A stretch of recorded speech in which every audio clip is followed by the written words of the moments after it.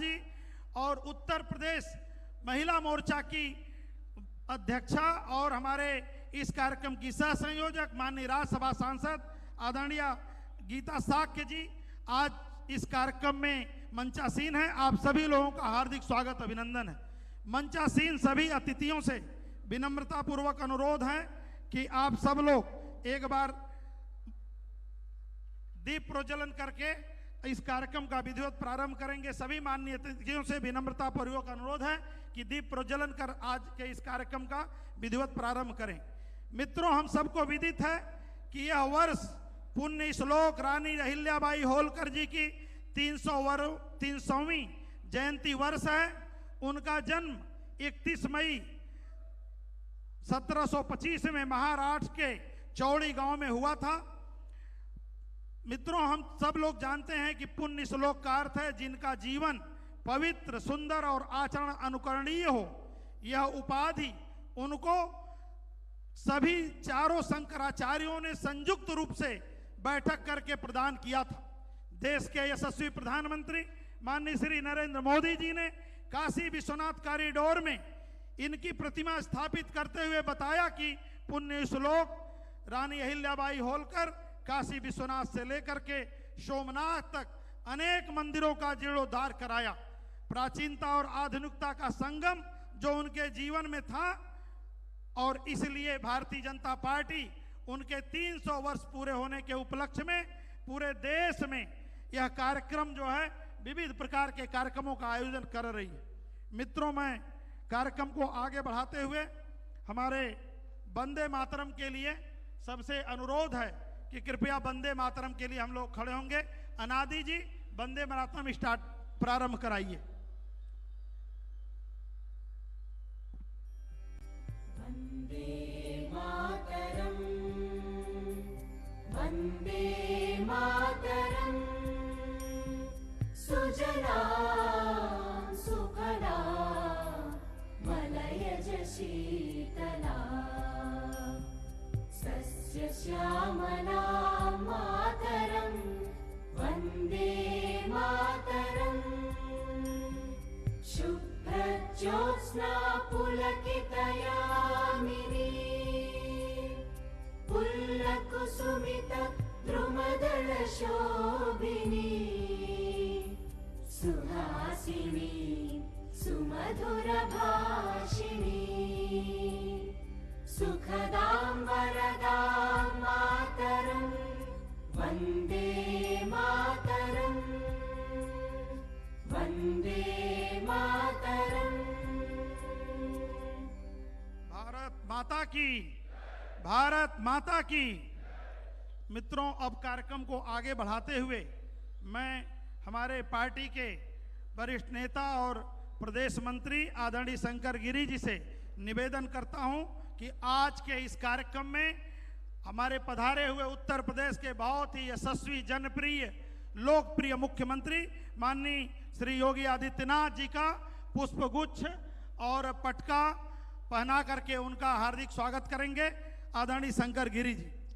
इसी क्रम में मैं इसको आगे बढ़ाते हुए हमारी आदरणीय महिला मोर्चा की प्रदेश की अध्यक्षता आदरणीय गीता साक्य जी से आग्रह करता हूं कि आज के इस कार्यक्रम में हमारे उत्तर प्रदेश के माननीय उप मुख्यमंत्री आदरणीय ब्रिजेश पाठक जी का पुष्पगुच्छ दे करके स्वागत करेंगी पटका पहना के आदरणीय गीता साक्य जी।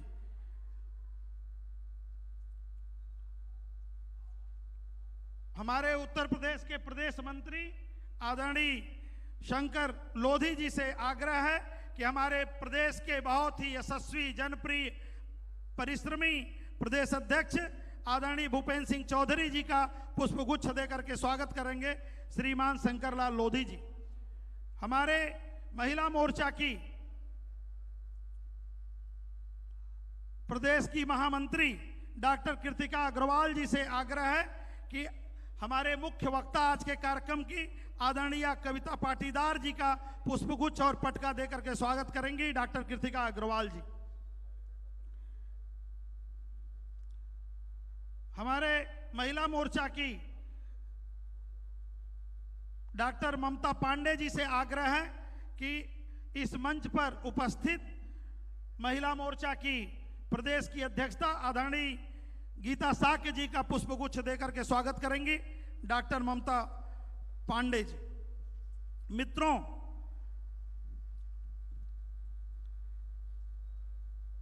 स्वागत का यह क्रम यहीं पूरा होता है और मैं अब सीधे बिना विलंब किए हमारे जो इस टीम उत्तर प्रदेश की है उसके सह संयोजिका उत्तर प्रदेश महिला मोर्चा की प्रदेश अध्यक्षा माननीय राज्यसभा सांसद आदरणीय गीता साक्य जी से आग्रह करता हूं कि आएं और आज के इस कार्यक्रम की विषय प्रस्तावना रखें।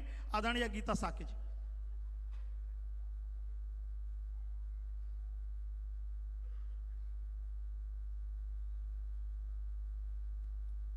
भारत माता की।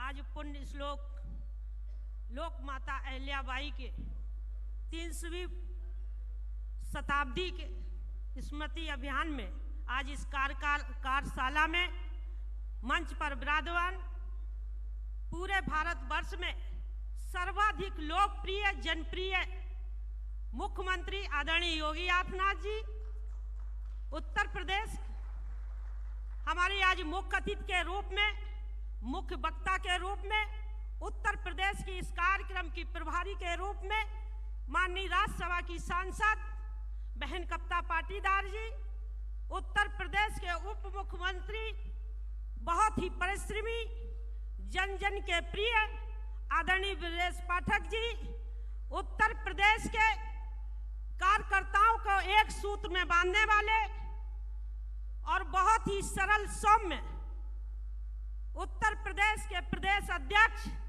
आदरणीय भूपेंद्र सिंह चौधरी जी, इस कार्यक्रम के संयोजक के रूप में उत्तर प्रदेश के महामंत्री भाई संजय राय जी, इस कार्यक्रम की टोली में सभी हमारे शंकर लोधी जी, श्रीमान शंकर गिरी जी, कीर्तिका अग्रवाल जी, रश्मि रावल जी, ममता पांडे जी, उत्तर प्रदेश के सभी पदाधिकारी, सम्मानित हमारे भाइयों बहनें, कान क्षेत्रीय प्रभारी, क्षेत्रीय अध्यक्ष, सभी सम्मानित क्षेत्र के टोली के सदस्य, हमारे जिले के सभी संयोजक, क्षेत्रीय प्रभारी, सभी हमारे जिले के प्रभारी, सभी हमारे जिले के अध्यक्ष, सभी जिले के संयोजक एवं सह संयोजक, प्रदेश और क्षेत्र के और जिले के सभी मीडिया के प्रभारी, सोशल मीडिया के संयोजक, यहाँ पर सभी का हम स्वागत अभिनंदन करते हैं, वंदन करती हूँ। और आप लोगों का आज ये अहिल्याबाई होलकर जी के आप जान रहे हैं कि स्मृति त्रिशताब्दी वर्ष पर पूरे विश्व में मैं जब बात करती हूँ, हमारे संपूर्ण विश्व में भारत की भूमि एक अद्भुत धरा है और इस धरा पर आदिकाल से लेके ऋषि मुनि, संत महात्मा, विचारक,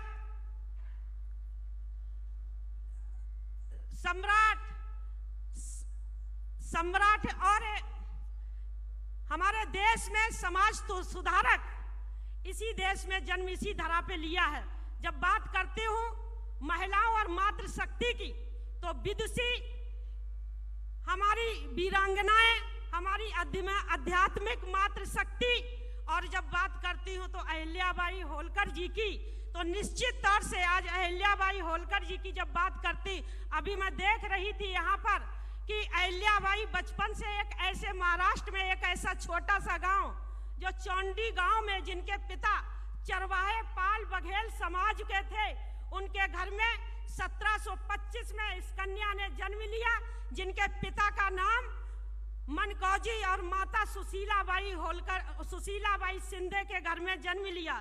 ये बचपन से ही धर्म में अटूट विश्वास रखती थी, शिव की पुजारी थी, और यही कारण है कि आज इनका जो नाम ले रहे हैं एक इस प्रसंग में, इस पुस्तक में मैंने पढ़ा कि जिस मंदिर में ये प्रतिदिन पूजा अर्चना उपासना करने जाती थी, वहीं पर उधर से निकल रहे थे मल्हार राव जी ने उस मंदिर को देख के अपना पड़ाव वहां पर पड़ाव किया, वहां रुके उसी समय ये अहिल्याबाई होलकर वहां पूजा पाठ करने के लिए गई। जब वहां इतनी बड़ी संख्या में भीड़ घोड़े और सब देखे, लेकिन उनको वो विचलित नहीं कर सके। वो जिस तरीके से प्रतिदिन जाती थी उसी तरीके से वो उस मंदिर में पूजा अर्चना और आरती की, और उस आरती को सुनकर उनकी वाणी को सुनकर उनकी श्रद्धा और भाव को धार्मिक स्थिति को देख के वहां के मल्हार राव जी ने मंत्र मुग्ध हुए और उनके पिता से यह प्रस्ताव रखा उनके बेटा खंडे राव जी के लिए, उस कन्या के विवाह के लिए। और उनके पिता इस प्रस्ताव को उन्होंने सहर्ष स्वीकार किया। महज 8 वर्ष की उम्र में इनका विवाह हुआ था, और विवाह के बाद लगातार जब वो अपने घर में आई, उन्होंने राजघराने में आने के बाद भी उन्होंने अपनी सादगी और सादा वस्त्र पहनना न छोड़ा। तो मल्हार राव उनके ससुर ने उनको शिक्षा दी, शिक्षा के साथ साथ अस्त्र शस्त्र की भी शिक्षा दी, और उनको अपने राजकाज में भी जिम्मेदारी देने का काम किया। बताया जाता है कि उनके 1754 में उनके पति एक युद्ध में वीर गति को प्राप्त हुए। उस समय सती प्रथा का प्रचलन खूब चल रहा था, लेकिन उनके ससुर ने अहिल्याबाई होलकर जी को सती प्रथा के लिए उनको रोका, सती नहीं होने दिया, और उन्होंने लगातार अपने काम में जिम्मेदारी देते हुए वो 1766 में उनके ससुर मल्हार जी भी का निधन हुआ। उनका एक पुत्र था, एकमात्र पुत्र का भी 1767-68 में उनका भी निधन हो गया। ससुर की मृत्यु के बाद, पति की मृत्यु के बाद, पुत्र की मृत्यु के बाद भी वो टूटी नहीं, और उन्होंने लगातार काम किया। काम करने के बाद उन्होंने अपने राज्य के एक कुशल नेतृत्व और मजबूत शासक बनके उभरी। उन्होंने अपने कार्यकाल में, आप कहा इस पुस्तक में जब पढ़ेंगे, उन्होंने अपने कार्यकाल में 12 ज्योतिर्लिंगों का जीर्णोद्धार किया, सैकड़ों मंदिर बनवाए, उनका निर्माण किया, जीर्णोद्धार किया, और पूरे देश में जिसने उनसे सहायता मांगी उनका सहायता की। और उन्होंने और सशक्त अपने राज्य को बनाने के लिए 500 महिलाओं की सेना को स्थापित किया, और विधवा महिलाओं को उन्होंने जिस तरीके से आत्मनिर्भर बनाने के लिए व्यापार में सम्मिलित किया। उन्होंने किसानों पे लेके बहुत काम किया, उन्होंने पर्यावरण पे लेके काम किया। यही कारण है कि हमारे यशस्वी प्रधानमंत्री नरेंद्र मोदी जी ने भी जब काशी विश्वनाथ मंदिर कॉरिडोर में उन्होंने रानी अहिल्याबाई की प्रतिमा को बनाकर अनावरण किया, और निश्चित तौर से उन्होंने उनके जो सपने को छोड़ा हुआ अपने देश को और मजबूत बनाने के लिए प्रतिदिन लगातार 24 घंटे काम कर रहे, और उन्होंने ये साबित कर दिया कि देश की मातृशक्ति न आदिकाल में, मध्यकाल और आज भी कमजोर नहीं है। इसीलिए उन्होंने पाकिस्तान को ऑपरेशन सिंदूर दो मातृशक्ति के हाथ में दिया, और यह दिखा दिया कि मातृशक्ति से पाकिस्तान भी थर्रा गया। मैं इन्हीं शब्दों के साथ आपको पुनः स्वागत वंदन करती हूँ। बहुत बहुत धन्यवाद। मित्रों, कार्यक्रम अपनी प्रगति की ओर है। आज की ये कार्यशाला जो पूरे प्रदेश में जिससे सहभाग कर रहे हैं हमारे माननीय पदाधिकारीगण, इसकी अध्यक्षता कर रहे उत्तर प्रदेश के बहुत ही यशस्वी जनप्रिय माननीय प्रदेश अध्यक्ष आदरणीय भूपेंद्र सिंह चौधरी जी से मैं अनुरोध करता हूं कि आएं और आज अपना मार्गदर्शन दें। माननीय प्रदेश अध्यक्ष जी।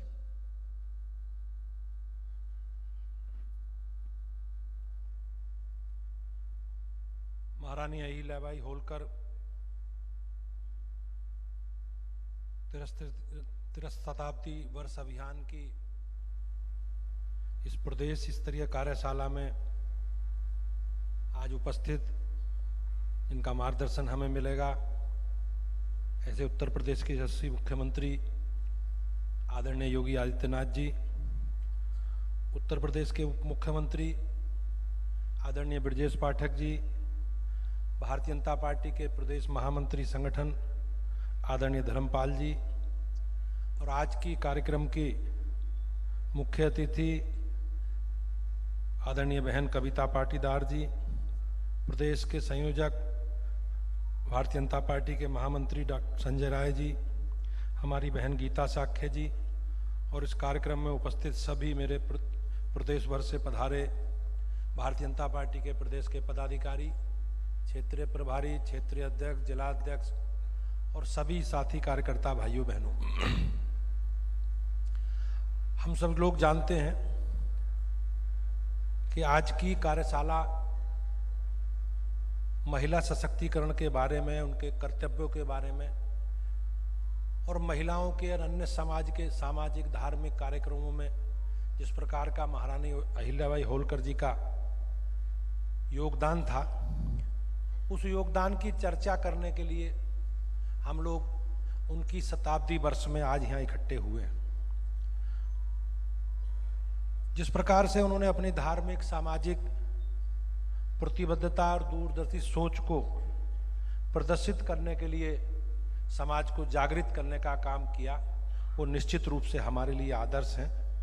और जिस प्रकार की परिस्थितियां उनके शासन के समय रहीं, तत्कालीन परिस्थितियों में एक महिला के होने के नाते जिस प्रकार से समाज में अनुकूल वातावरण नहीं था, लेकिन महारानी अहिल्याबाई जी ने बहुत संघर्ष करना पड़ा।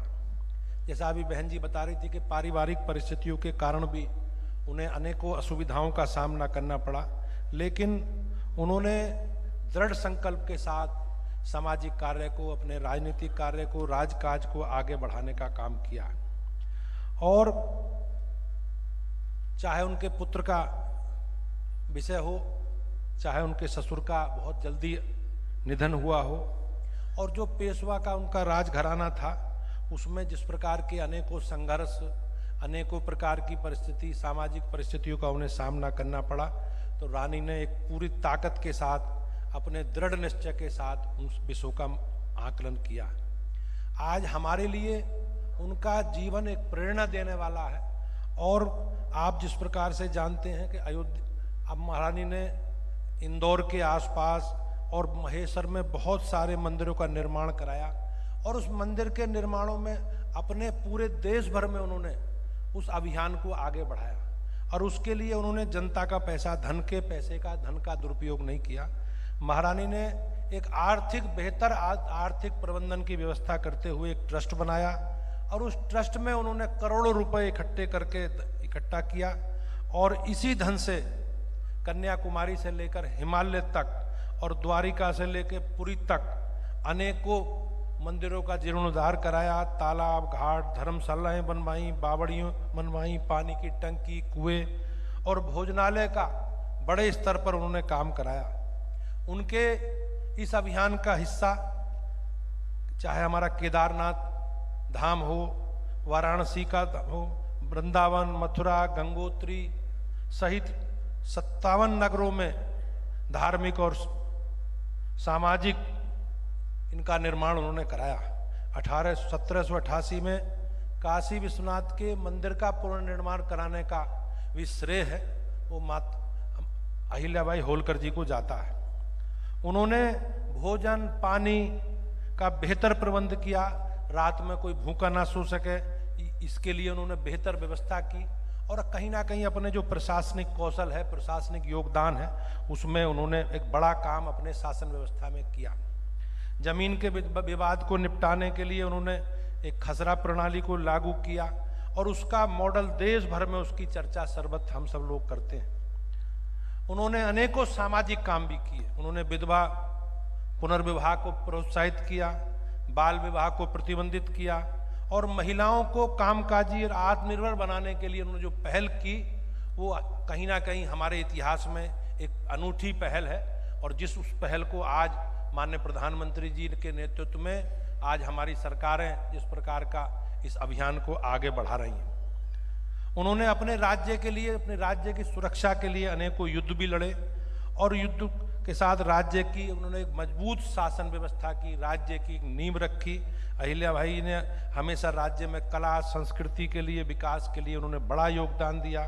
वो एक बड़ी महारानी थी और उन्होंने राज्य के लिए बहुत कुछ किया। उनकी दूरदर्शिता, साहस और न्यायप्रियता और सामाजिक सुधारों ने उन्हें इतिहास में एक महत्वपूर्ण स्थान दिया है।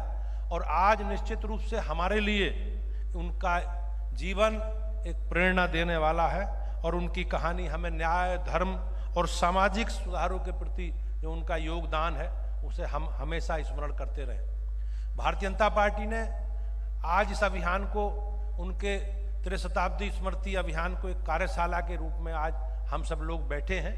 हमारे मंचासीन अतिथियों का, आदरणीय बहन जी का और माननीय संगठन मंत्री जी का हमें मार्गदर्शन मिलेगा कि किस प्रकार से उनके विचार को और समाज के क्षेत्र में, धार्मिक क्षेत्र में, महिलाओं के सशक्तिकरण के लिए उनका जो योगदान था, जो उन्होंने काम आज से 300 वर्ष पहले किए थे, उन कामों की चर्चा करके हम किस प्रकार से जन जन तक उस विचार को पहुंचा सकते हैं। जिस प्रकार से उन्होंने धार्मिक हमारी गतिविधियों को, धार्मिक मठ मंदिरों के पुनरुद्धार के लिए उन्होंने काम किए, उसकी चर्चा भी हम लोग करेंगे। तो ये अभियान लगातार हमारा चलने वाला अभियान है, उसमें एक निश्चित समय सीमा है।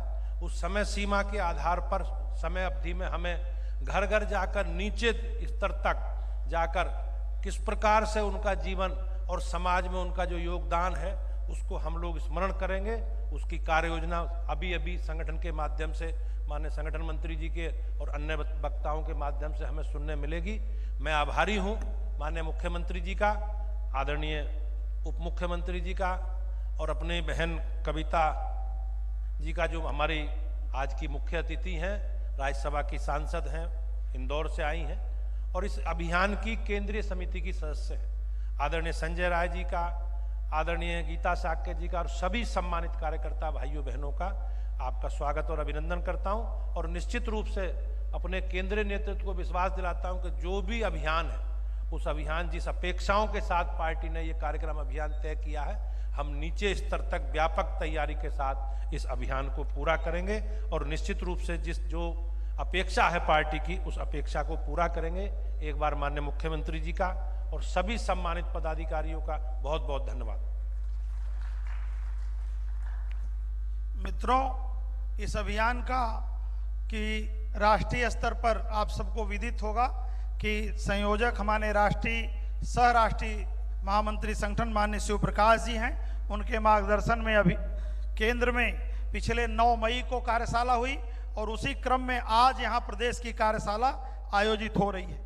इस कार्यशाला को आगे बढ़ाते हुए मैं अब आमंत्रित करना चाहूँगा उत्तर प्रदेश के में लोकसभा और राज्यसभा के सांसद रहे वरिष्ठ नेता और प्रदेश के बहुत ही लोकप्रिय जनप्रिय उप मुख्यमंत्री माननीय ब्रजेश पाठक जी को आए और अपना मार्गदर्शन दें। माननीय ब्रजेश पाठक जी।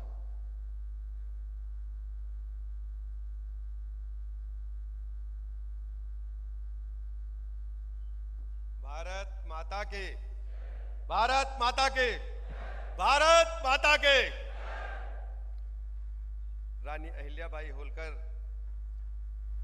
की 300वीं स्मृति अभियान के अंतर्गत भारतीय जनता पार्टी की प्रदेश कार्यशाला में मुख्य अतिथि के रूप में उपस्थित उत्तर प्रदेश के बहुत ही लोकप्रिय मुख्यमंत्री आदरणीय योगी आदित्यनाथ जी, भारतीय जनता पार्टी के यशस्वी प्रदेश के अध्यक्ष आदरणीय भूपेंद्र सिंह चौधरी जी, प्रदेश महामंत्री संगठन आदरणीय धर्मपाल जी, राज्यसभा की सांसद तथा इस कार्यशाला में अपना आशीर्वचन देने के लिए पधारी हम सबकी नेता आदरणीय बहन कविता पाटीदार जी, प्रदेश महामंत्री भाजपा इस अभियान के संयोजक आदरणीय संजय राय जी, प्रदेश की सह संयोजक महिला मोर्चे की अध्यक्ष राज्यसभा की सांसद हमारी बहन गीता साक्य जी, उपस्थित हमारे सभी माननीय सांसदगण, माननीय विधायकगण, प्रदेश के सभी पदाधिकारीगण, क्षेत्र के पदाधिकारीगण, जिले के पदाधिकारीगण, पत्रकार मित्रों, भाइयों तथा बहनों, आज हम सब बहुत ही महत्वपूर्ण विषय पर एकत्र हुए हैं कार्यशाला के माध्यम से। रानी अहिल्याबाई होलकर के बारे में हम लोगों ने अच्छे से पढ़ा है और सुना भी। गीता जी ने बताया, प्रदेश अध्यक्ष जी ने बताया, उनका पूरा जीवन संघर्षपूर्ण रहा। बालिका के रूप में जब विवाह के उपरांत वो अपने ससुराल पहुंची तो उनके ऊपर घर की जिम्मेदारी के साथ साथ प्रशासनिक कार्यों का भी दायित्व उनके कंधों पर आया और समय इतिहास लिखता है, बेटी होने के बावजूद उन्होंने अपने घर को बेहतर ढंग से संभाला, अपने सास ससुर की सेवा की, पतिदेव की सेवा की, पुत्र को जन्म दिया, लेकिन काल के क्रूर हाथों ने बेटी को कितना प्रताड़ित किया। अंत में उनके पतिदेव की मृत्यु हुई, पुत्र की मृत्यु हुई, और काल के क्रूर हाथों ने पिता जैसे ससुर को भी छीन लिया। राजपाट उनके कंधों पर आने वाला था, षड्यंत्रकारी षड्यंत्र रच रहे थे। उनके ही राजपाट चलाने वाले लोग, एक चंद्रचूड़ साहब थे, उन्होंने चिट्ठी लिख करके पड़ोसी राजा को संदेश दे दिया कि आ जाओ, हमला करो, मालवा की राजधानी खाली है। लेकिन पुण्य श्लोक अहिल्याबाई होलकर जी ने राजसत्ता के वो सारे हथकंडे सीखे थे, राजसत्ता को चलाना भी, युद्ध कौशल भी और कूटनीति भी।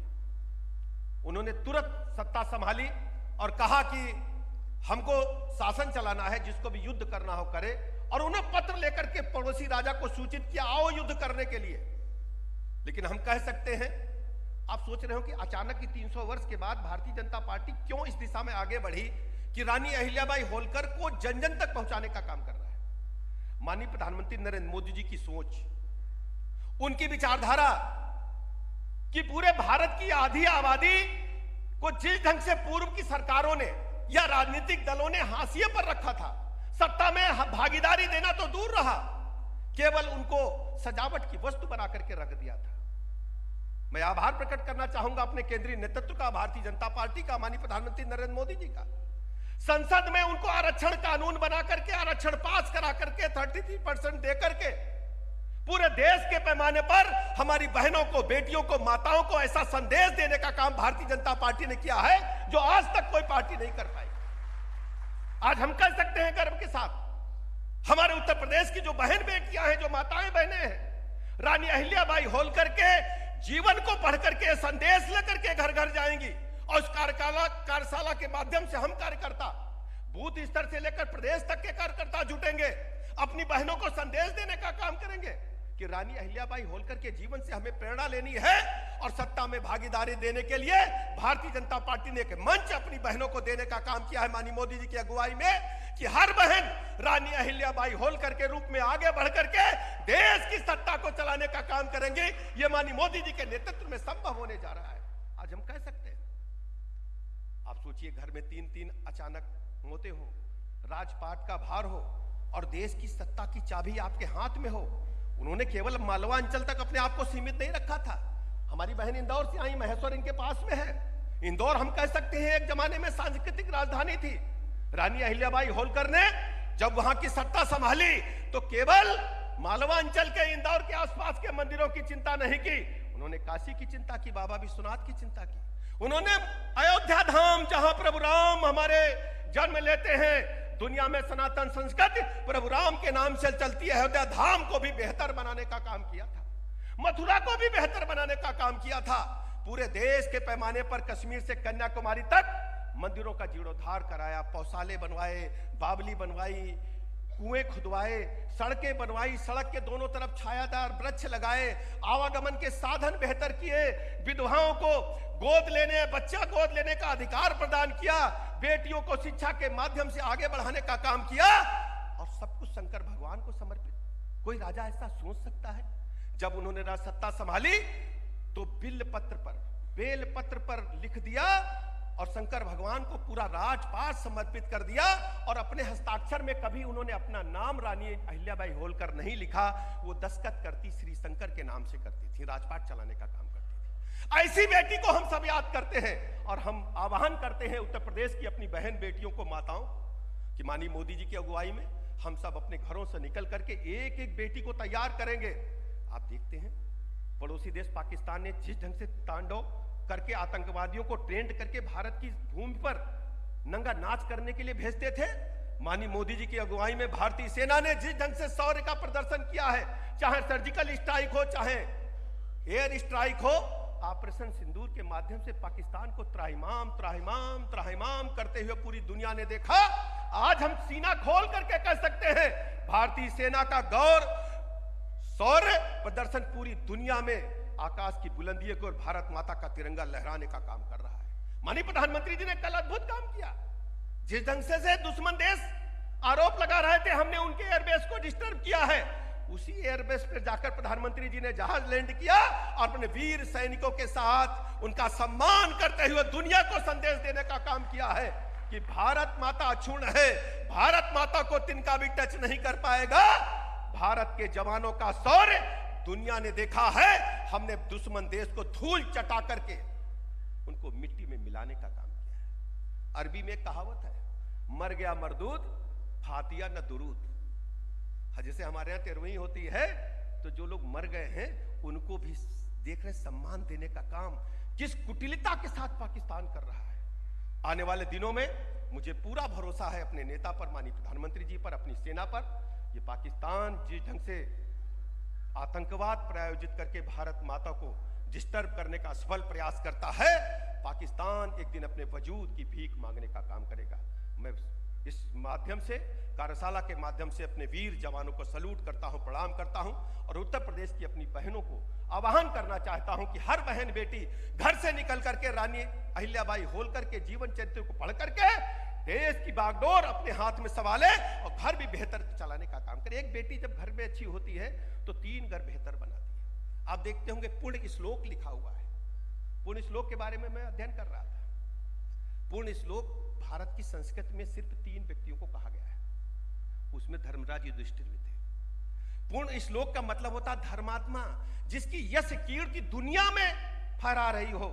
ऐसी हमारी भारत माता की बेटी रानी अहिल्याबाई होलकर को हम सब नमन करते हैं और अपने नेतृत्व का हृदय से आभार प्रकट करते हैं कि हमारे उत्तर प्रदेश की, भारतवर्ष की बहन बेटियों को आगे लाने के लिए आपने बड़ा अभियान छेड़ा है। मैं प्रणाम करता हूं, अभिनंदन करता हूं आप सबका कि आप सब जुट करके अपनी बहन बेटियों के पास जाकर के एक एक बेटी को मुख्य धारा में लाकर देश की सत्ता की कमान चलाने के लिए उनको हमें तैयार करना है। इन्हीं लफ्जों के साथ मैं हृदय से आभारी हूं अपने संगठन का, जिन्होंने बेहतर ढंग से इस कार्यशाला का आयोजन किया। बहुत बहुत धन्यवाद। भारत माता की। मित्रों, आज की कार्यशाला में मुख्य वक्ता के रूप में पधारी हमारे मध्य प्रदेश के इंदौर से चल करके पधारी पार्टी की वरिष्ठ नेता, माननीय राज्यसभा की सांसद और इस अभियान की केंद्रीय स्तर पर सह संयोजिका, ये उसी इंदौर की रहने वाली हैं जिस इंदौर में महारानी अहिल्याबाई जी का पहले राजधानी था, बाद में उन्होंने महेश्वर राजधानी किया। तो ऐसे पुण्य भूमि इंदौर से पधारी हुई हमारे आदरणीय कविता पाटीदार जी का मैं विनम्रता पूर्वक अनुरोध करता हूं कि आएं और आज के इस कार्यक्रम में मुख्य वक्ता के रूप में अपना उद्बोधन दें। माननीय कविता पाटीदार जी।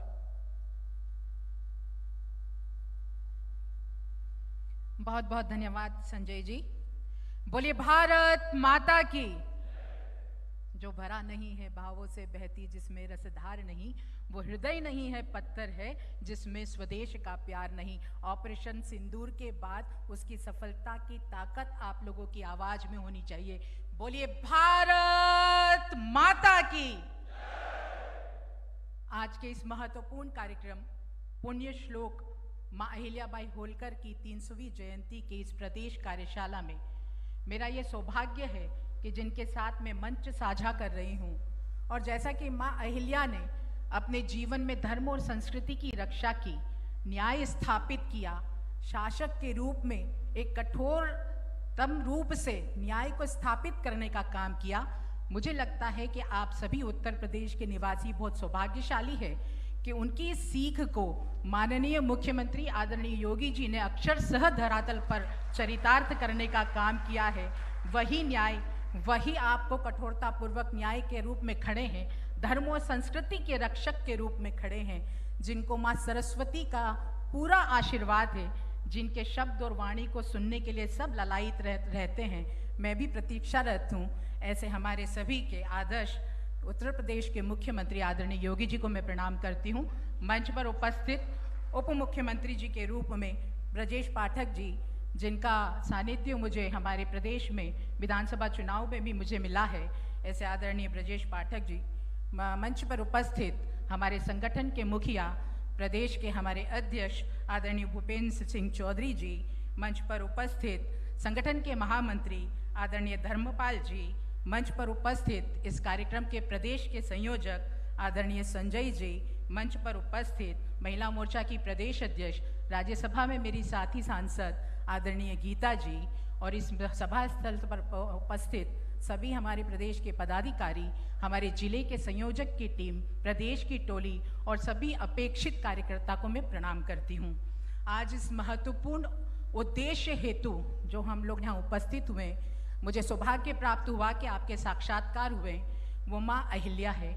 हम सब जानते हैं कि भारत की ये पुण्य भूमि सिर्फ वीर पुरुषों की जननी नहीं है, सेवा और त्याग में रत उन महान स्त्रियों की भी जननी है, जिन्होंने इस देश को, समाज को, न्याय को, सेवा और समर्पण और त्याग को एक नई दिशा दी है।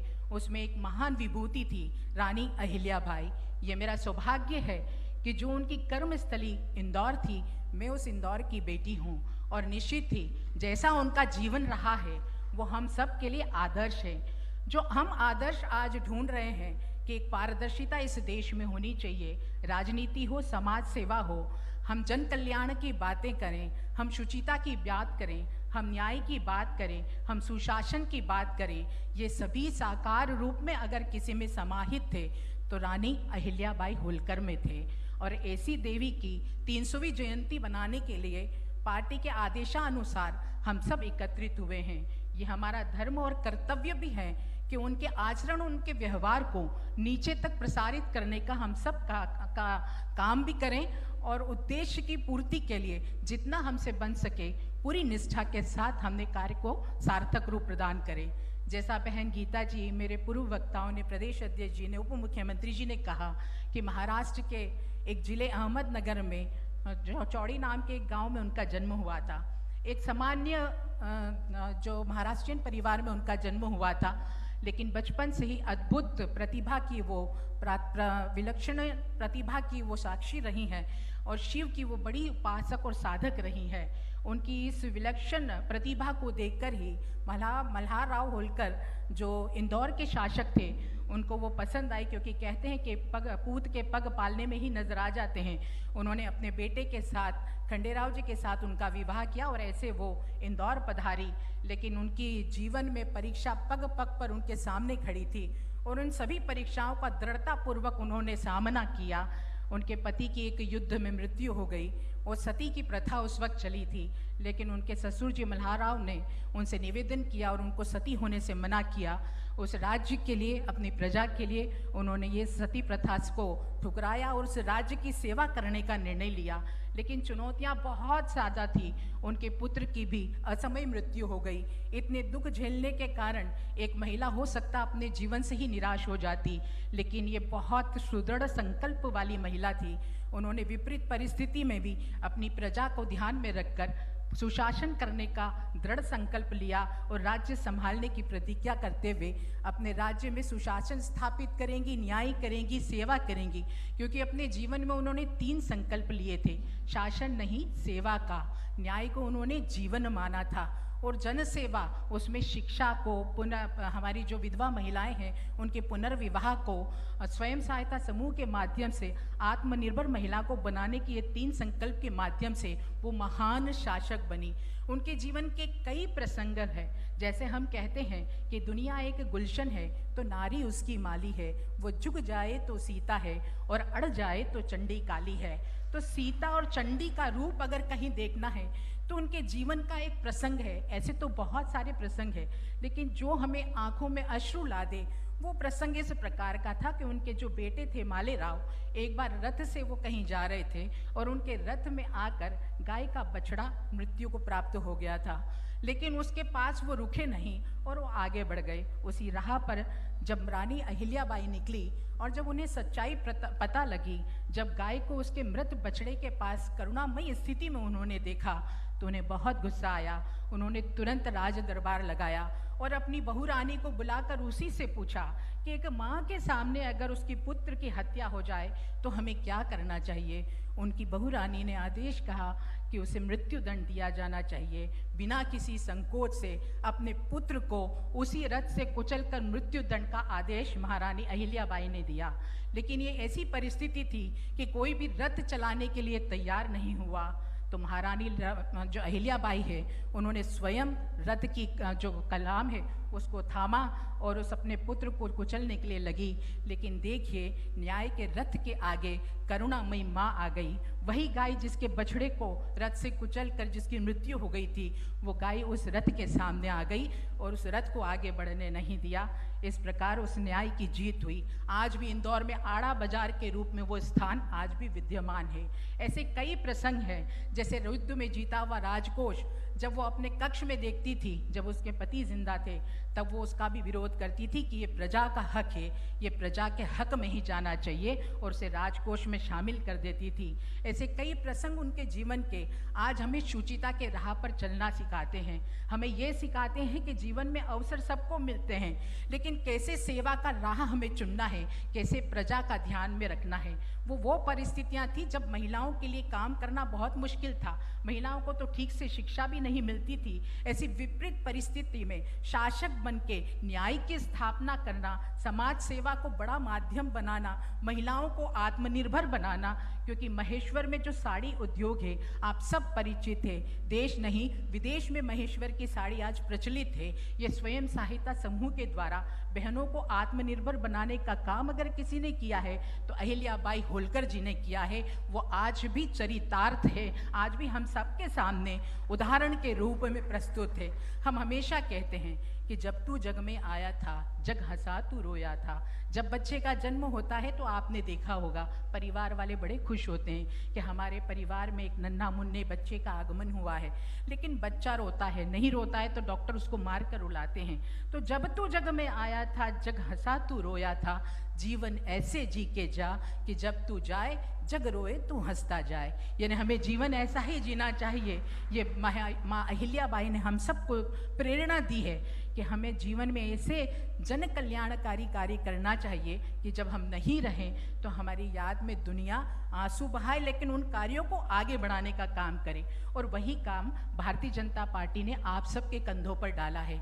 ये निर्णय किया है कि मालवा की उस रानी के शौर्य को, उनके न्याय को, उनकी सेवा को, उनके त्याग को, समर्पण को भारत के एक एक गांव, एक एक गली, एक एक मोहल्ले, एक एक व्यक्ति के मस्तिष्क में हमें डालना है, ताकि आप सब और आने वाली पीढ़ी उससे उदाहरण लेकर अपने जीवन को सेवा के सही रास्ते पर लाकर खड़ा कर सके। नहीं तो क्या होता है कि यूं तो हजारों हजार फूल है इस दुनिया में, कोई चढ़ा भगवान के श्री चरणों में तो कोई सजा अर्थी पर। इस 5 पंखुड़ी के फूल का क्या अस्तित्व, क्या मान है? फूल तो वो महान है जो झरा पड़ा हो धरा पर और महक आसमान में। माँ अहिल्या के कर्मों की महक सिर्फ मालवा प्रांत में नहीं, भारत के प्रत्येक कोनों में महके, उसका भार आप सबके कंधों पर है। और मुझे पूर्ण विश्वास है कि ऐसी महारानी जिन्होंने त्याग, समर्पण, सेवा, न्याय की स्थापना की, उनके इन गुणों को हम सब नीचे तक प्रभावित करेंगे। जैसी ये प्रदेश कार्यशाला हुई है, ऐसे ही जिलों में भी हमारी बैठकें होगी। 21 और 31 तारीख के बीच में कई कार्यक्रमों के माध्यम से, उनमें संगोष्ठी भी है, उनमें नृत्य नाटिकाएं भी हैं, उसमें दौड़ भी है, मैराथन भी है। ऐसे कई कार्यक्रमों के माध्यम से, प्रतियोगिता के माध्यम से हमें इन जीवन दर्शन को, क्योंकि हमें सिर्फ महारानी लक्ष्मी अहिल्याबाई होलकर के जीवन को नीचे तक नहीं करना है, जो चेतना उन्होंने जगाई थी उसे पुनर्जीवित करना है, ताकि आने वाली पीढ़ी और हम सब उससे प्रेरणा लेकर आगे कार्य को आगे बढ़ा सकें। जैसे हमारे देश के यशस्वी प्रधानमंत्री आदरणीय मोदी जी ने महिला सशक्तिकरण के कार्य किए हैं, नारी शक्ति वंदन अधिनियम देकर महिलाओं को सम्मान देने का काम किया है। मुझे लगता है कि आदरणीय मोदी जी ने महारानी अहिल्याबाई के उन सभी शब्दों को सार्थक रूप से साकार करने का हम सबको उपहार दिया है। हमें उन्हीं कार्यों को नीचे तक लेके जाना है, और मुझे पूर्ण विश्वास है कि ये जो टोली यहाँ पर बैठी है वो इस महान कार्य को करने में अपना पूर्ण सहयोग प्रदान करेगी। और जिस उद्देश्य के साथ भारतीय जनता पार्टी ने इस कार्यक्रम को आयोजित किया है, उस उद्देश्य की पूर्ति सार्थकता और ईमानदारी के साथ नीचे तक करेंगी, ताकि हम अपनी देश की उन वीरांगनाओं की जीवन गाथा को, उनके शौर्य को, उनसे मिली सीख को नीचे तक प्रभावित कर सके। आपके और माननीय मुख्यमंत्री जी के बीच में मैं ज़्यादा समय नहीं लेना चाहती हूँ। इतना ही कहते हुए मैं अपनी वाणी को विराम देती हूँ, और आप सभी को बस इतना कहते हुए कि जब तक ध्येय न पूरा होगा तब तक पग की गति न रुकेगी। आज कहे चाहे कुछ दुनिया, कल को बिना झुके न रहेगी। बहुत बहुत धन्यवाद। जय हिंद, जय भारत। मित्रों, बहुत ही सौभाग्य का विषय है कि आज की इस कार्यशाला में मुख्य अतिथि के रूप में उत्तर प्रदेश के बहुत ही यशस्वी जनप्रिय माननीय मुख्यमंत्री आदरणीय योगी आदित्यनाथ जी ने अपना बहुमूल्य समय प्रदान करते हुए इस कार्यक्रम में पधारे हैं। मित्रों, जिन्होंने उत्तर प्रदेश में कानून का शासन, सुशासन की स्थापना किया, ऐसे उत्तर प्रदेश के माननीय मुख्यमंत्री जो गरीबों के मसीहा हैं, ऐसे माननीय मुख्यमंत्री योगी आदित्यनाथ जी से मैं विनम्रता पूर्वक अनुरोध करता हूं कि आज के इस कार्यक्रम में पूरे प्रदेश से आए हुए हम सभी कार्यकर्ताओं का मार्गदर्शन करने की महती कृपा करें। माननीय मुख्यमंत्री योगी आदित्यनाथ जी। आज की इस कार्यशाला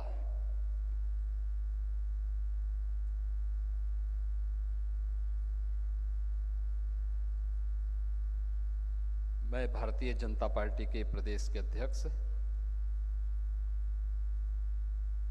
चौधरी भूपेंद्र सिंह जी,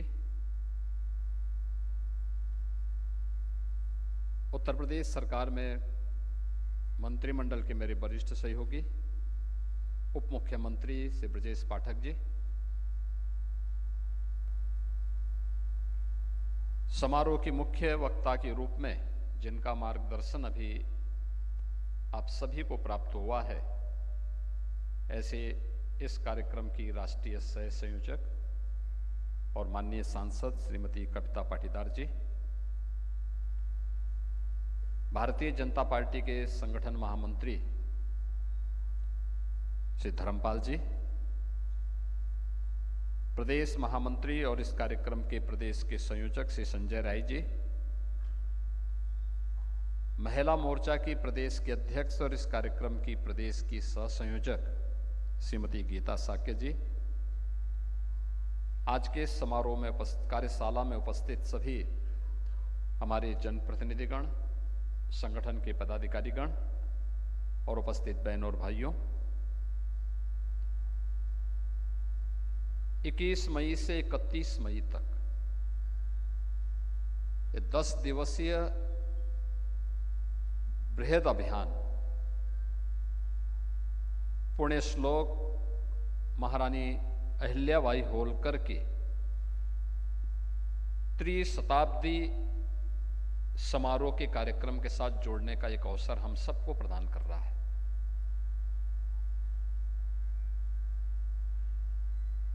पूर्व वक्ताओं ने आपको पहले इसके बारे में विस्तार से बताया है कि महारानी अहिल्याबाई होलकर का योगदान भारत और भारतीयता के प्रति, सनातन धर्म, महिला स्वावलंबन के लिए किस रूप में था, यह आपके सामने उसकी एक झलक हमारे पूर्व वक्ताओं के उद्बोधन में प्राप्त हुई है। याद करना किसी व्यक्ति के बारे में या किसी महापुरुष के व्यक्तित्व की तुलना तो नहीं हो सकती, लेकिन अगर उनके कार्यों के बारे में जानना हो, उसका मूल्यांकन करना हो, तो वह बहुत आसान होता है कि उनकी शुरुआत कैसे थी। महारानी अहिल्याबाई होलकर ने सत्ता संभालने के बाद बहुत स्पष्टता के साथ उद्घोषणा की थी कि मेरा पथ धर्म का पथ है, धर्म का पथ ही न्याय का पथ है और न्याय का पथ ही हमें सर्वशक्तिमान और समर्थ बनाने में सहायक हो सकता है। और उसी भाव के साथ उन्होंने उस कालखंड में मालवा के माध्यम से सनातन धर्म की पुनर्स्थापना में अपना योगदान किया, जिनके उस विशाल और विराट व्यक्तित्व के प्रति कृतज्ञता ज्ञापित करते हुए भारत की सनातन धर्म की पवित्र परंपरा ने उन्हें पूर्ण श्लोक के रूप में सादर नमन करते हुए उनके प्रति कृतज्ञता ज्ञापित की है। याद करिए, भारत के वैदिक उद्घोष ही रहा है, धर्मो रक्षति रक्षिता, यानी अगर आप धर्म की रक्षा करेंगे तो धर्म आपकी रक्षा करेगा। और इसके साक्षात प्रतिमूर्ति कोई बनी तो महारानी अहिल्याबाई होलकर बनी। महारानी अहिल्याबाई होलकर ने इसकी शुरुआत की उस कालखंड में जब देश विदेशी आक्रांताओं के आक्रमणों से आक्रांत था, सनातन धर्म छत विछत हो चुका था या होए जा रहा था। उन स्थितियों में अपनी राजनीतिक सीमाओं का अतिक्रमण करते हुए उत्तर से दक्षिण तक, पूरब से पश्चिम तक भारत की सनातन धर्म की पहचान, भारत के हमारे पूज्य धर्मस्थलों को पुनर्स्थापना के उस महत्वपूर्ण कार्यक्रम को उन्होंने अपने हाथों में लिया। आप याद करिए, काशी विश्वनाथ मंदिर की पुनर्स्थापना का कार्य इतना कठिन रहा होगा। औरंगजेब की सत्ता और उसके तत्काल बाद कि किस प्रकार की परिस्थितियां रही होंगी। मुगल सत्ता देश के अंदर थी, उनका वर्चस्व था, लेकिन उस सब के बावजूद काशी विश्वनाथ मंदिर की पुनर्स्थापना का काम होना है और उन्होंने बेधड़क इस कार्य को वहां पर करके दिखाया। जो बाबा काशी विश्वनाथ मंदिर आज हम सबको दिखाई देता है, ये वही मंदिर है जो पुण्य श्लोका महारानी अहिल्याबाई होलकर ने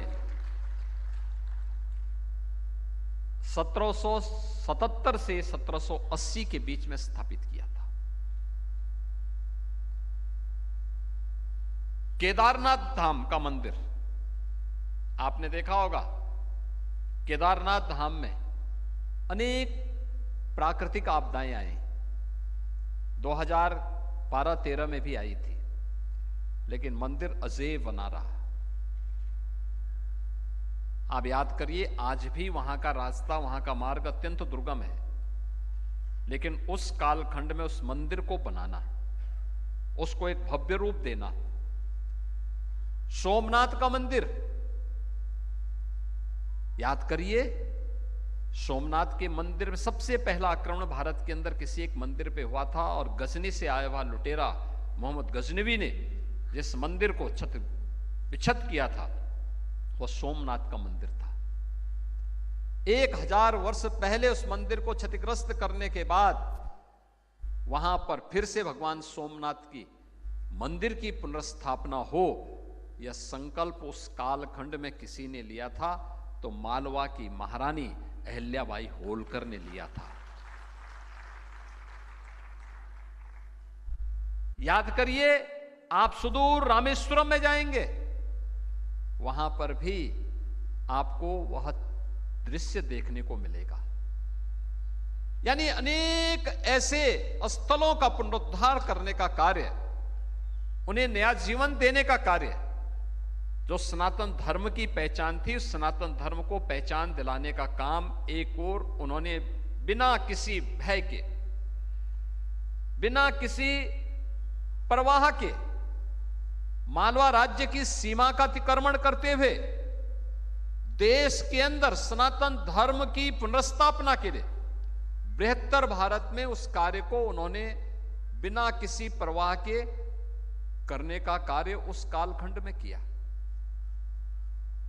और दूसरा कार्य महिला स्वावलंबन के लिए किया जाने वाला कार्य, महिला स्वावलंबन का जो कार्य है, जिसके बारे में अभी यहां पर आज की मुख्य वक्ता के रूप में श्रीमती कविता पाटीदार जी अपनी बात को कह रही थी, माहिष्मती की साड़ियां ये उसी प्रकार से विख्यात हैं जैसे काशी की साड़ियां हैं। अपनी कलाकृति के लिए, जरी जरदारी के लिए भारत की उत्कृष्ट सिल्क के उन नमूनों के लिए, कलाकृतियों के लिए जानी जाती हैं। और हर सनातन धर्मावलंबी अपने घर में किसी भी मांगलिक कार्यक्रम में, खासतौर पर बेटी के मांगलिक कार्यक्रम के समय इन्हें प्राथमिकता के आधार पर लेता है और उन्हें गिफ्ट देता है, उन्हें दान देता है, उन्हें उपलब्ध करवाता है। यह कार्य भी उस कालखंड में महारानी अहिल्याबाई होलकर ने उस कार्य को वहां प्रारंभ किया।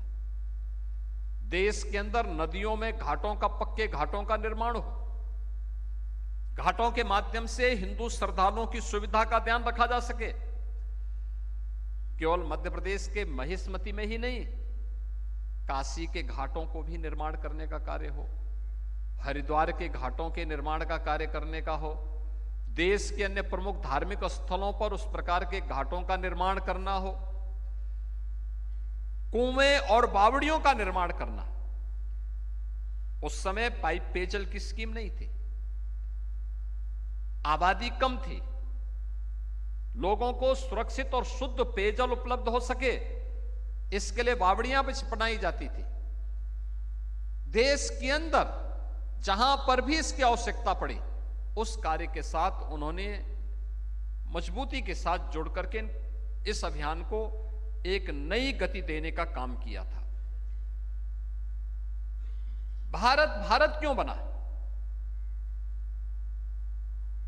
भारत दुनिया के अंदर स्वतंत्र भारत एक लोकतंत्र के रूप में सबसे मजबूत और सबसे बड़े लोकतंत्र के रूप में क्यों स्थापित हो रहा है? इसके पीछे का कारण यही है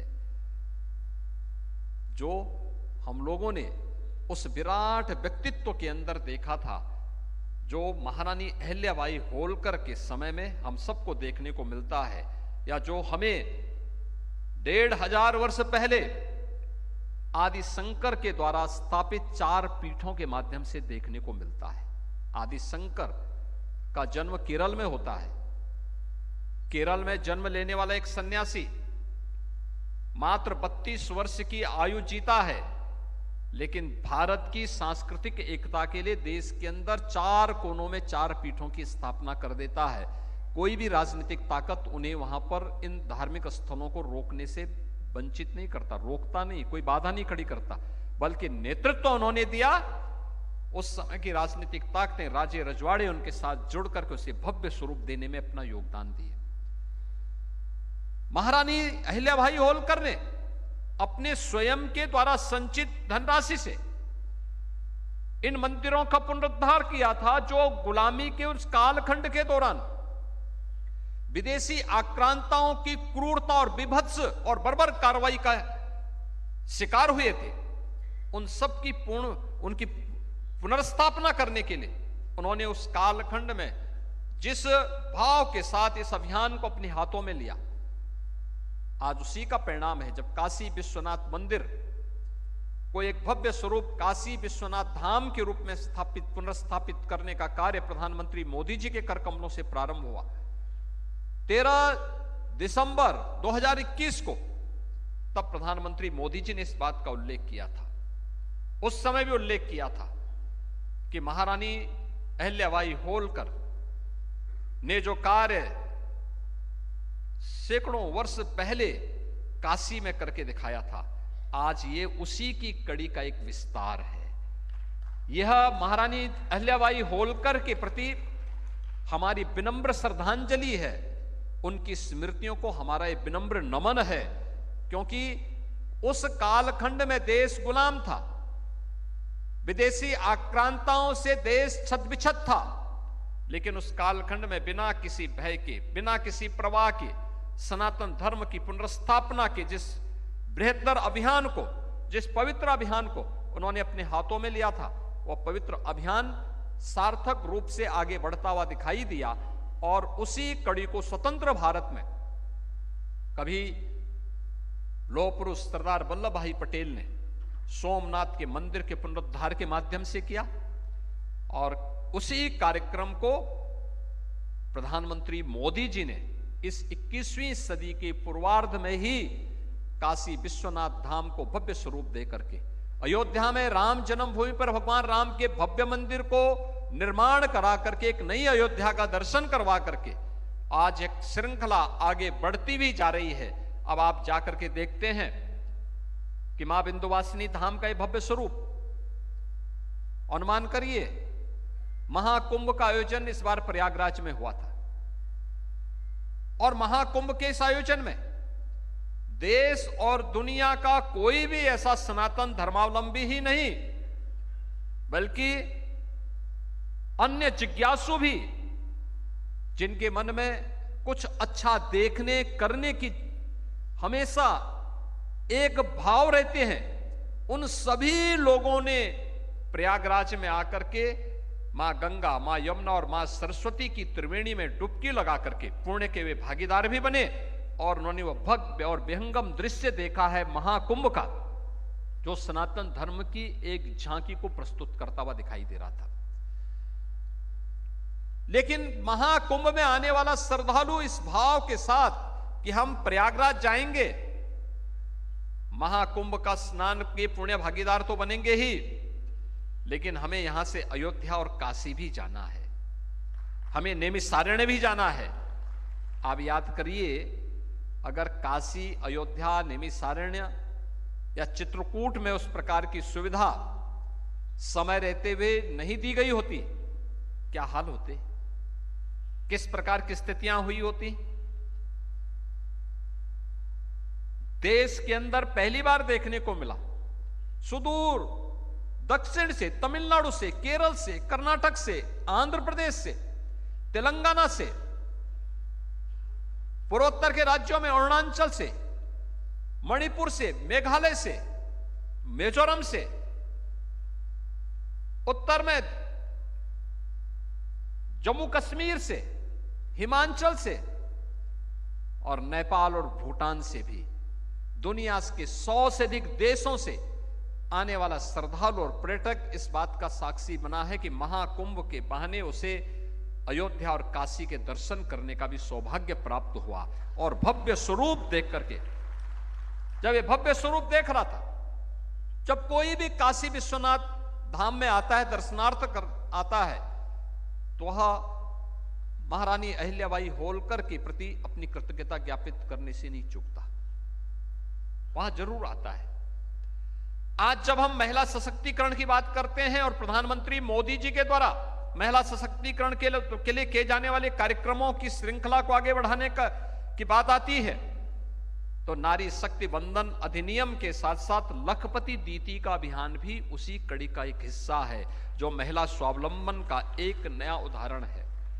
महिला स्वयंसेवी समूह के माध्यम से 1 करोड़ महिलाएं आज प्रदेश भर में सशक्तिकरण की एक नई गाथा को आगे बढ़ाने का काम कर रही है। मुख्यमंत्री कन्या सुमंगला योजना के माध्यम से बेटी के जन्म लेने से लेकर के स्नातक तक की पढ़ाई, और मुख्यमंत्री सामूहिक विवाह योजना के माध्यम से बेटी की शादी दहेज मुक्त शादी हो, और सामूहिक रूप से इस कार्यक्रम में पूरा गांव और पूरा समाज उस कार्यक्रम का हिस्सा बने, एक गरीब की बेटी के हाथ भी पीले हो सके, इस दृष्टि से सरकार स्वयं कन्यादान करने के लिए उन कार्यक्रमों का हिस्सा बनती है। ये नारी सशक्तिकरण और स्वावलंबन के कुछ उदाहरण है।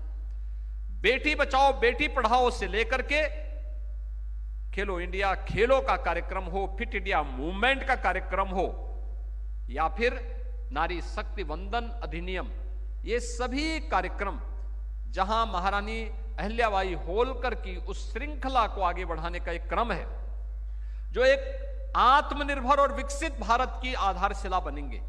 वहीं सरकार ने यह भी तय किया है, त्रिशताब्दी वर्ष के अवसर पर हम अन्य सभी प्रमुख स्थलों पर, गौतम बुद्ध नगर हो, गाजियाबाद हो, कानपुर हो, आगरा हो, लखनऊ हो, वाराणसी हो, गोरखपुर हो, या फिर अन्य महत्वपूर्ण स्थलों पर कामकाजी महिलाओं के लिए वर्किंग हॉस्टल का निर्माण।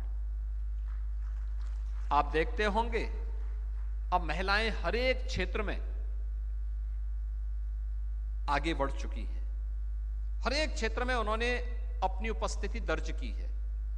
उत्तर प्रदेश पुलिस में आप याद करिए, जब 2017 में हम लोग आए थे, उत्तर प्रदेश पुलिस बल में महिलाओं की उपस्थिति केवल 10,000 थी।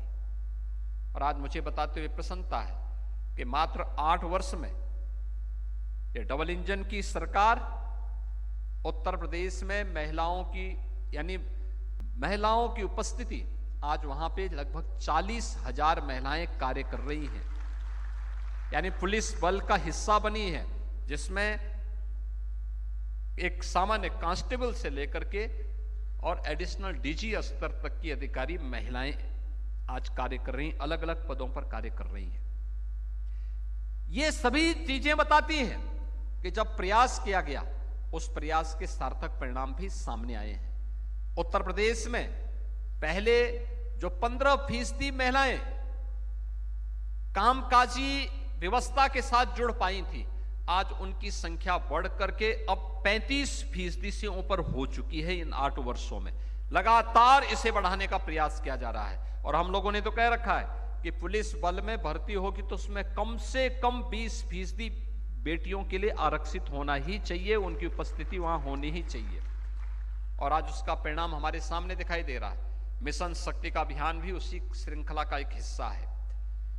धर्म पर आधारित कोई भी व्यवस्था न्याय का कारण भी बनेगा और आत्मनिर्भरता और सशक्तिकरण का भी माध्यम बनेगा। देवी अहिल्याबाई होलकर के द्वारा जो भाव अपनी शासन व्यवस्था को चलाते समय रखा गया था, वह आज डबल इंजन की इन सरकारों के कार्य पद्धति से देखा जा सकता है, समझा जा सकता है। कार्यशाला का उद्देश्य भी इसी भाव के साथ आगे बढ़ाने का है। एक व्यापक जनसंपर्क का कार्यक्रम, हर एक जगह हम जाएं, छोटी छोटी गोष्ठियां करें। महापुरुष की स्मृति दिवस, ये 300वां उनका जन्म शताब्दी वर्ष है। 31 मई 2025 महारानी अहिल्याबाई होलकर का 300वीं जन्म जयंती का कार्यक्रम होगा। 21 से लेकर के 31 तक उनका पुण्य स्मरण हमें विभिन्न कार्यक्रमों और जनसंवाद कार्यक्रम के माध्यम से करना है। इन कार्यक्रमों के बहाने केंद्र और राज्य सरकार की महिला सशक्तिकरण और महिला स्वावलंबन के लिए किए गए कार्यक्रमों को अलग अलग प्रकार से रेखांकित करने के लिए, क्या जो शौचालय बने, 12 करोड़ शौचालय देश के अंदर बने, क्या ये महिला सशक्तिकरण का आधार नहीं था? 80 करोड़ लोगों को फ्री में राशन की सुविधा का लाभ देने की व्यवस्था हुई, क्या ये महिला सशक्तिकरण का आधार नहीं? क्योंकि गृहस्थी का संचालन तो एक नारी करती है, उसको पता है कैसे घर चलाना है। आयुष्मान भारत के माध्यम से जिन 50 करोड़ लोगों को देश के अंदर स्वास्थ्य की सुविधा का लाभ प्राप्त हो रहा है, यह महिला सशक्तिकरण का उदाहरण है। 12 करोड़ परिवारों को उज्ज्वला योजना के अंतर्गत जो रसोई गैस के सिलेंडर प्राप्त हुए, तो फेफड़े भी खराब होने से बचे, आंखें भी खराब होने से बची। यह भी महिला सशक्तिकरण का एक उदाहरण है। और यही नहीं, यानी यह श्रृंखला केवल यहीं पे थमती नहीं है।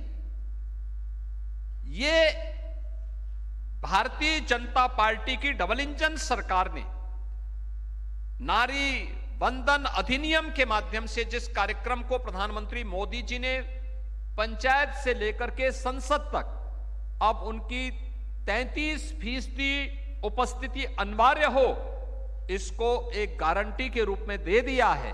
ये गारंटी उसी श्रृंखला का हिस्सा है कि आधी आबादी आज जीवन के प्रत्येक क्षेत्र में, वह ग्राम प्रधान हो या देश की संसद में, वह फाइटर विमान की चालक हो या पुलिस बल या अर्धसेना बल के अधिकारी के रूप में या जवान के रूप में कार्य करती हुई, एक प्रशासनिक व्यवस्था के साथ जुड़ी हुई हो या सार्वजनिक जीवन में कार्य करने वाली, एक किसी स्वयंसेवी समूह के माध्यम से अपनी सेवाएं समाज को प्रदान करने वाली एक सामान्य नारी के रूप में अपना जीवन यापन करने वाली, इन सभी का अपना अपना योगदान है समाज के निर्माण में। हम उनके सामने जाकर के डबल इंजन सरकार के द्वारा जो कुछ भी किया गया है उसके प्रति कृतज्ञता ज्ञापित करते हुए अगर हम उनको बताएंगे कि ये चीजें हुई हैं और आने वाले समय में ये कार्यक्रम सरकार के द्वारा आयोजित होने वाले हैं, तो मुझे लगता है कि यह देवी अहिल्याबाई होलकर के प्रति हमारी विनम्र श्रद्धांजलि होगी, हमारी ओर से कृतज्ञता होगी। और यह भारतीय जनता पार्टी इस अभियान को पूरे देश के अंदर ली है। 300वीं जन्म जयंती का कार्यक्रम, त्रिशताब्दी समारोह का यह कार्यक्रम भारतीय जनता पार्टी जिस बृहद स्तर पर ली है, इसको सफलता की नई ऊंचाई तक पहुंचाने के लिए छोटी छोटी गोष्ठियों के माध्यम से, छोटे छोटे कार्यक्रमों के माध्यम से, संवाद के माध्यम से, जनसंपर्क के माध्यम से अगर हम आगे बढ़ा पाएंगे तो इस कार्यक्रम की सार्थकता भी होगी और इसका लाभ आने वाली पीढ़ी को एक नई प्रेरणा के रूप में मिलेगी। क्योंकि महापुरुष का जो आदर्श होता है वह नई पीढ़ी के लिए एक प्रेरणा होती है, उसे आगे बढ़ने के लिए एक नई प्रेरणा होती है और वह प्रेरणा आने वाली पीढ़ी के लिए भी होगी कि जो लोग देश को धर्मनिरपेक्ष के पथ पर ले जाकर के कहां पहुंचा दिए थे, जब भारत एक दिग्धर्म की और अपनी पहचान के लिए मोहताज हो गया था। आज भारत अपनी पहचान के लिए मोहताज नहीं है, एक नया भारत है। नया भारत वही जैसे अपने सम्मान की भी और अपने स्वाभिमान की भी रक्षा करना आता है। और अभी ऑपरेशन सिंदूर के माध्यम से भारत ने दुश्मन को जिस प्रकार से जवाब दिया है, दुनिया ने भारत की इस ताकत का लोहा माना है। भारत के बहादुर जवानों के प्रति भी हम सबके द्वारा इस अवसर पर अपना अभिनंदन और अपनी कृतज्ञता ज्ञापित करनी चाहिए। इस विश्वास के साथ मैं एक बार फिर से इस पूरे कार्यक्रम को सफल बनाने के लिए आप सबका आह्वान करते हुए अपनी शुभकामनाएं देता हूं। धन्यवाद। जय हिंद। मित्रों, भारतीय जनता पार्टी के केंद्रीय नेतृत्व की यह अपेक्षा है कि सभी प्रदेशों के राजभवन एवं माननीय मुख्यमंत्री जी के शासकीय आवास पर भी देवी अहिल्या जी के संबंध में कार्यक्रम आयोजित किए जाए। आज की कार्यशाला के मुख्य अतिथि माननीय मुख्यमंत्री जी के कई दूसरे कार्यक्रम लगे हुए हैं। समय की मर्यादा के कारण संभवतः उनको इस कार्यक्रम से अब यहाँ विदा लेना होगा और आज की कार्यशाला में अपने समापन की ओर है। सौभाग्य का विषय है कि कार्यशाला में समापन उद्बोधन के लिए, समारोह के लिए उत्तर प्रदेश भाजपा के परिश्रमी एवं संगठन शिल्पी महामंत्री संगठन माननीय श्री धर्मपाल जी द्वारा किया जाना है। मैं माननीय धर्मपाल जी से अनुरोध करता हूं कि आज की कार्यशाला में आगामी करनी कार्यों के विषय में हम सभी कार्यकर्ताओं का पाथेय प्रदान करने की कृपा करें। माननीय धर्मपाल जी।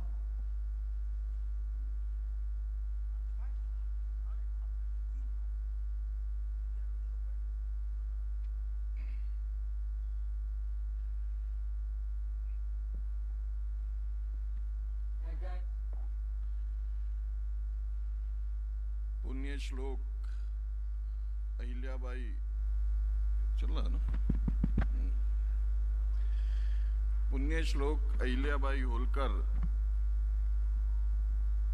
त्रिशताब्दी स्मृति अभियान के निमित्त आयोजित प्रदेश स्तरीय कार्यशाला में मंच पर हमारे प्रदेश के लोकप्रिय मुख्यमंत्री आदरणीय श्री योगी आदित्यनाथ जी, हमारे प्रदेश के सम्मानित प्रदेश अध्यक्ष आदरणीय श्री भूपेंद्र चौधरी जी, हमारी सरकार में उप मुख्यमंत्री आदरणीय श्री ब्रजेश पाठक जी, इस कार्यक्रम में विशेष रूप से हम सबको मार्गदर्शन करने के लिए आई श्रीमती कविता पाटीदार जी, हमारी महिला मोर्चा की प्रदेश अध्यक्ष श्रीमती गीता शाक्य जी,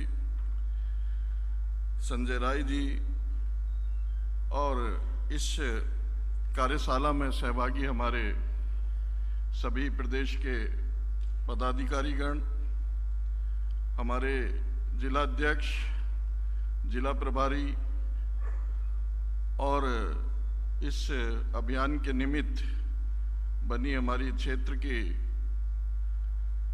और जिले की अभियान की टीम के कार्यकर्ता भाइयों और बहनों, हम सब इस समय कई अभियानों के निमित्त आयोजित कार्यक्रमों को करने में लगे हैं। 2 अभियान हमारे अभी चल रहे हैं, वन नेशन वन इलेक्शन। इसके कुछ कार्यक्रम हम लोगों ने किए हैं और कुछ और भी कार्यक्रम अभी पहले से तय है। इसके अलावा संगठन का पर्व ये भी हमारा चल रहा है। हमारी जिला अध्यक्षों की नियुक्ति हुई है, मंडल अध्यक्षों की नियुक्ति हुई है और मंडल कार्य समिति का गठन का काम चल रहा है। आज से हमारे 2 अभियान और प्रारंभ हो रहे हैं। स्वाभाविक है कि हमारे पास कामों का बोझ है, कई कार्यक्रम हमें एक साथ करने होंगे, लेकिन हम सब जानते हैं कि जहां पर हम ठीक प्रकार से प्लानिंग करते हैं वहां पर हमारे कार्यक्रम प्रभावी भी होते हैं और जिस प्रकार की हम अपेक्षा करते हैं वैसे भी होते हैं। इसलिए सभी कार्यक्रमों के लिए अलग अलग प्रकार के कार्यकर्ता, हर कार्यक्रम के लिए हम पूरी प्लानिंग पहले से ही करेंगे तो हमारे ये सभी अभियान और संगठन पर्व के जो शेष काम है ये हमारे चलते रहेंगे। आज हमारी इस वर्कशॉप के बाद अहिल्याबाई होलकर त्रिशताब्दी अभियान प्रारंभ हो रहा है। आज वर्कशॉप में भी हमारे वक्ताओं के द्वारा रानी अहिल्याबाई होलकर जी के जीवन से जुड़े कुछ प्रसंग, कुछ संस्मरण और उनके जीवन के विषय में हम सबको सुनने को मिला है। हमें जो किट मिली है इसमें भी एक पुस्तिका उनके जीवन से संबंधित हम सबको दी गई है। इसके अलावा भी कुछ पत्रक और पुस्तिका, छोटी पुस्तिका आप सबको भेजने का प्रयास करेंगे। लेकिन मेरा आप सबसे फिर सदैव एक ही आग्रह है कि हम इसको पढ़ जरूर लें, हम इसको ठीक प्रकार से एक बार इसका अध्ययन कर लें। हम में से सभी लोगों को कुछ किसी न किसी स्थान पर ये विषय रखने का अवसर मिलेगा।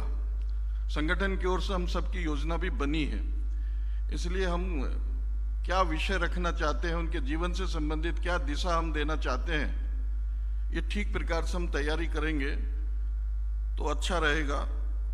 और आज की वर्कशॉप के पीछे भी हम लोगों का उद्देश्य यही है कि हम रानी अहिल्याबाई होलकर के जीवन से लिटरेट हो, उनको ठीक से परिचित हो। अभी इसके बाद हमारे 3-4 प्रकार के कार्यक्रम हैं जो इस अभियान के निमित्त हमें करने हैं और उसमें आज जैसे प्रदेश स्तर की ये वर्कशॉप हुई है तो जिला स्तर पर वर्कशॉप नहीं करनी है, लेकिन जिले के स्तर पर हमें बड़ी बैठक करनी है और उस बैठक में ये विषय भी एक प्रकार से आए और कार्यक्रम की पूरी प्लानिंग जो हमारा अभियान ये चलने वाला है इसकी पूरी 31 मई तक की हमारी ठीक से प्लानिंग हो जाए। हर कार्यक्रम के लिए हमारा संयोजक बन जाए। बैठक में हमारे जिला प्रभारी लेंगे जरूर, लेकिन बैठक में उतना काम निपटेगा नहीं। बैठक से पहले हम अपने जिले में कौन सी तिथि को जिले में टाउन हॉल सभागार बैठक करना चाहते हैं, किस तिथि को हम नगर निकाय, नगर पालिका, नगर पंचायत, नगर निगम जो भी हमारे जिले में है उस पर कार्यक्रम करना चाहते हैं, उस प्रकार की एनजीओ के माध्यम से हम कोई कार्यक्रम करना चाहते हैं, अलग अलग प्रकार के महिला संगठन हैं उनके माध्यम से कोई कार्यक्रम करना चाहते हैं, तो ये हमारे इसमें सब इसकी तैयारी ठीक से हो, इसके हम लोगों को प्रयास करना है। उस बैठक में हमारी ठीक से प्लानिंग हो जाए। जिलों में प्रदर्शनी भी लगानी है, डॉक्यूमेंट्री भी यहाँ उपलब्ध आप लोगों को सुबह प्रारंभ में दिखाई गई होगी। डॉक्यूमेंट्री और प्रदर्शनी ये दोनों हमारे सभी जिलों में हो इसका आयोजन, तो इसलिए प्रदर्शनी जहाँ पर कोई कठिनाई है बनाने की तो संजय जी से आप लोग संपर्क करेंगे तो प्रदर्शनी यहाँ से बनाकर भेजी जाएगी। इस अभियान के लिए 3 स्तर पर हमें संगठन की स्ट्रक्चर बनानी थी। मुझे लगता है कि बनी होगी, क्षेत्र पर और प्रदेश, जिला, ये तीनों प्रकार की जो हमारी स्ट्रक्चर थी, जिले की टीम थी, इस अभियान की टीम थी, ये पूरी हुई होगी। 17 और 18 मई को जिले पर हमें बैठक करनी है।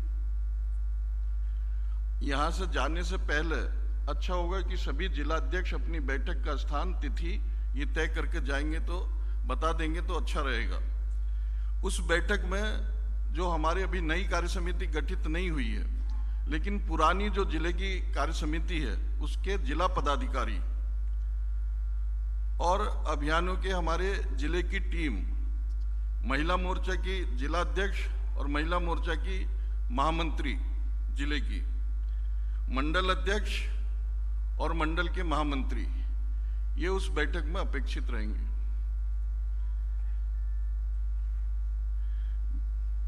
कार्यक्रम कुछ जैसा आप सबको जानकारी है सरकारी स्तर पर होंगे, कुछ कार्यक्रम हमारे अर्बन और लोकल बॉडी की जो हमारी संस्थाएं हैं, नगर पालिका, नगर पंचायत, इन सब में जिला पंचायत, इनके माध्यम से कुछ करने हैं। और जो महिलाएं एनजीओ हैं, महिलाएं ऐसी एनजीओ जो महिलाएं चलाती है, उसके माध्यम से हमें कुछ कार्यक्रम करने हैं। हमारे जिले में जो भी महिला जनप्रतिनिधि है, बीडीसी मेंबर है, जिला पंचायत की सदस्य है, ब्लॉक प्रमुख है, नगर पालिका वार्ड पार्षद है, चेयरमैन है, उन सबका इसमें इन्वॉल्वमेंट हो, इसकी प्लानिंग हमें उस बैठक में जरूर कर लेनी। उनकी सूची बनाकर उसमें से कुछ कार्यक्रम की संयोजक हो, कुछ का कार्यक्रम में इन्वॉल्वमेंट हो, लेकिन सभी महिला जनप्रतिनिधि किसी न किसी रूप में इस अभियान में हमारे सम्मिलित हो, ये हम लोगों को प्रयास करना है। कार्यक्रम का स्वरूप जैसे बताई है, सभागार, संगोष्ठी और रन फॉर वुमेन पावर, महिला सशक्तिकरण के लिए दौड़, नुक्कड़ नाटक, स्कूल कॉलेज में कुछ कार्यक्रम रखे जा सकते हैं, नृत्य नाटक, सांस्कृतिक कार्यक्रम, ये हम लोगों को करने हैं। वर्चुअल ट्रेनिंग वक्ताओं की, जैसी हम लोगों ने जब विधानसभा में सक्रिय सदस्य सम्मेलन कराए थे तो 3 विषयों की वर्चुअल ट्रेनिंग दी थी। हमारे पार्टी के 3 सीनियर कार्यकर्ताओं ने वर्चुअली रूप से उस विषय को बताया था। इसमें भी वर्चुअल ट्रेनिंग होनी है। आप सबके अतिरिक्त अन्य भी बहुत सारे वक्ताओं की आवश्यकता पड़ेगी, तो वो सारे वक्ताओं के नाम आज या कल तक हम भेज देंगे, तो वर्चुअल रूप से इस की ट्रेनिंग देने का हम लोग प्रयास करेंगे।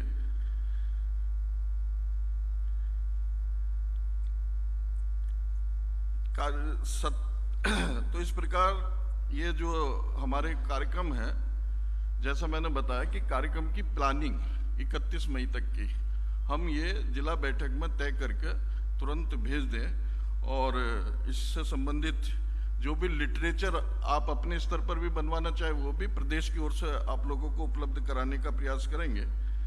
इसमें ये ध्यान जरूर रखना कि जिला स्तर पर हम लोगों ने समिति बनाई होगी, महिलाओं का प्रतिनिधित्व इसमें जरूर रहे, और स्थानीय आधार पर भी अगर हमें कार्यक्रम करना है तो कार्यक्रम का संयोजक महिला रहे तो अच्छा रहेगा। अब जैसा मैंने बताया कि कई अभियान हमें साथ साथ करने पड़ रहे हैं, वैसा ही एक दूसरा अभियान है ऑपरेशन सिंदूर।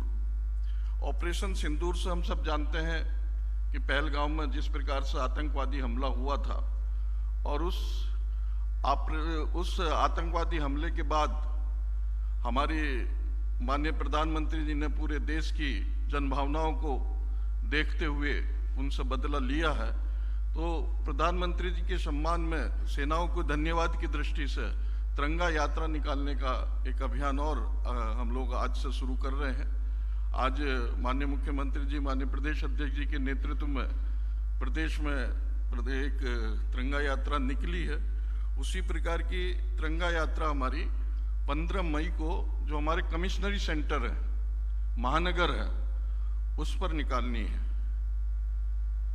और फिर 16-17 मई को जिला केंद्रों पर तिरंगा यात्रा निकालनी है और 18 से 23 मई तक ब्लॉक सेंटर और कहीं पर अगर ब्लॉक सेंटर कठिनाई आ रही है तो विधानसभा स्तर पर जरूर इसकी प्लानिंग कर लें। तो इसके लिए भी हम दोबारा तो बैठेंगे नहीं, जब इसकी बैठक करेंगे तो इन दोनों कार्यक्रमों की प्लानिंग जरूर कर लें। और प्लानिंग करते समय जैसे मैंने बताया कि प्लानिंग को देखने के बाद ही पता लग जाए कि हमारा सारा कार्यक्रम किस प्रकार से होगा। हर कार्यक्रम के लिए संयोजक और उसका पूरा डिटेल कैसे कैसे कार्यक्रम करेंगे, स्थान कौन सा होगा, तिथि, ये पहले से प्रदेश को भेजनी है। सभी जिलों को दोनों अभियानों की प्लानिंग, हमारी रानी अहिल्याबाई होलकर स्मृति अभियान की दृष्टि से जो हम लोग कार्यक्रम करने वाले हैं उसकी प्लानिंग और तिरंगा यात्रा, इसकी दोनों की प्लानिंग हम लोग भेजें। यात्रा में ये ध्यान रखना है कि पार्टी से संबंधित पट्टी, टोपी, इनका उपयोग नहीं करना है। यात्रा में हमारे ऐसा ना लगे कि केवल पार्टी वर्कर्स है, वहाँ पर जो हमारे रिटायर्ड अधिकारी है, वरिष्ठ नागरिक हैं, सैन्य कर्मी हैं, सामाजिक संगठनों के लोग हैं, धर्माचार्य हैं, व्यापारी हैं, एडवोकेट्स हैं, सीए हैं, ऐसे बहुत सारे समाज के अलग अलग वर्गों के लोग हैं, वो सभी यात्रा में शामिल हो। और यात्रा में हमें अनुशासन का ध्यान रखना है, यात्रा की गरिमा का ध्यान रखना है, तिरंगे झंडे के प्रोटोकॉल का ध्यान रखना है और उसमें देशभक्ति के गीत, संगीत ये बजे, इसका प्रयास हमें करना ही है। और उसमें भी महिलाओं की संख्या रहे और महिलाओं की अलग से सिंदूर यात्रा, इसका भी कुछ स्थानों पर आयोजन करें महिला मोर्चा, ये प्रयास करना है। इन दोनों अभियानों की दृष्टि से जो हमारी कार्य योजना है वो बताई, एक जो संगठन का बचा हुआ